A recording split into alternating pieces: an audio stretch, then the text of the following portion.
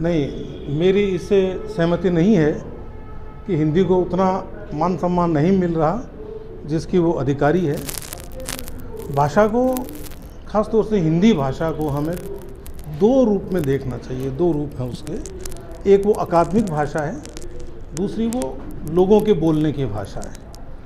जहाँ तक लोगों के बोलने की बात है, लोगों के बोलने की भाषा की बात है, तो इसका व्याप हिंदी का न केवल भारत में बल्कि भारत से बाहर भी है।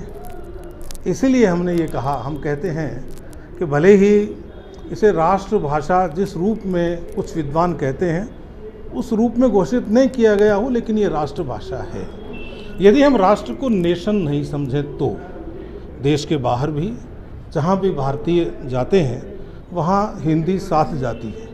और हिंदी को हमें ये भी देखना चाहिए कि वो भारत की विभिन्न भाषाओं की प्रतिनिधि भाषा है। इसलिए हिंदी की बात करने का मतलब ये नहीं है कि हम किसी दूसरी भाषा की बात नहीं कर रहे हैं। भाषाएं सारी अच्छी हैं, हमें अंग्रेजी से भी कोई विरोध नहीं है। हमारा जो विरोध है वो अंग्रेजियत से है। आप समझते हैं कि अंग्रेजियत क्या होती है? हाँ, कुछ लोगों को ये लगता है कि ये जो कंप्यूटर का ज़माना आया है और अब तो हम बहुत आगे निकल गए हैं, चैट जीपीटी, जेमिनी, मेटा, पता नहीं क्या क्या आ गया है।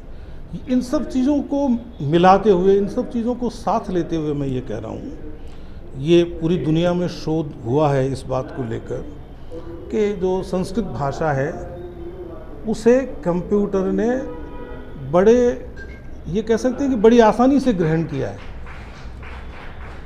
आप एआई की बात करेंगे, एआई इस बात को मान रहा है, यदि हम, वो कृत्रिम बुद्धि है ठीक है, लेकिन कुछ निष्कर्ष तो उसके भी हैं। उसमें भी ये है कि संस्कृत जो है वो दुनिया की सबसे ज़्यादा वैज्ञानिक भाषा है और हिंदी भाषा है वो संस्कृत भाषा से ही निकली हुई भाषा है, इसलिए हिंदी का भी उतना ही स्वीकार है। आपने एक बात कही, इंग्लिश,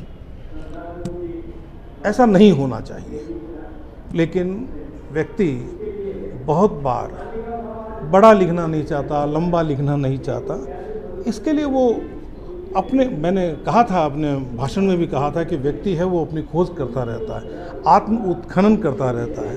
तो आत्म उत्खनन में संक्रमण का काल भी आता है। ये एक संक्रमण का काल है। समय के साथ साथ ये सारी चीज़ें पीछे हो जाएंगी और भाषा है वो भाषा के रूप में ही आगे रहेगी।